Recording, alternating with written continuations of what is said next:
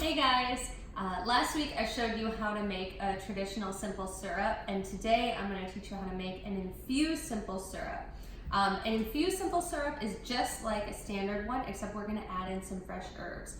So like I said in the last video, you need 1 part sugar to 1 part hot water to make a simple syrup. So what I have here is an empty mason jar, and I'm going to add in some granulated sugar. It's nothing fancy. And then I am going to pour in some hot water that I just boiled. And once you've got an equal part of sugar and water, you're going to stir it together. And you can see it's steaming. We use hot water for simple syrup because we really want the sugar crystals to dissolve in that syrup. And you get that really good syrupy consistency when you use hot water. Once your simple syrup is clear, you know you're done.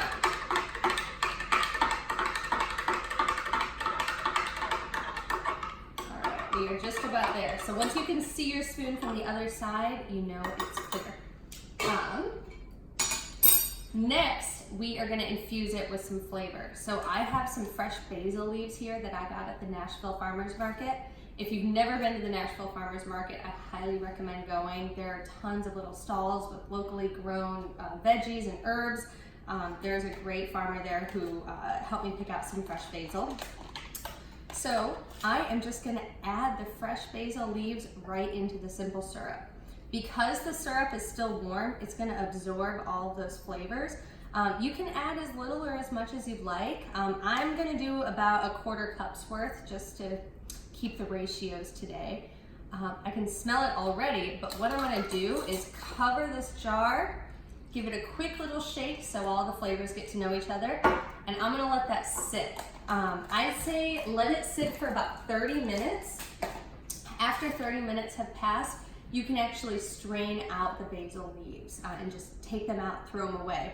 After you take the leaves out, the simple syrup will have absorbed all of the flavors from the herbs, and you're gonna get that awesome basil flavor in whatever cocktail you make with this simple. If you don't wanna take out the herbs by hand, I have a little cheat that I use. I get these cold brew coffee bags off Amazon. For smaller batches like this too, you can use unfilled tea bags. But what you do is you put the herbs right in the bag and then throw them in your simple. And when you're done, you just throw the whole bag away, so you don't have to worry about getting each little seed.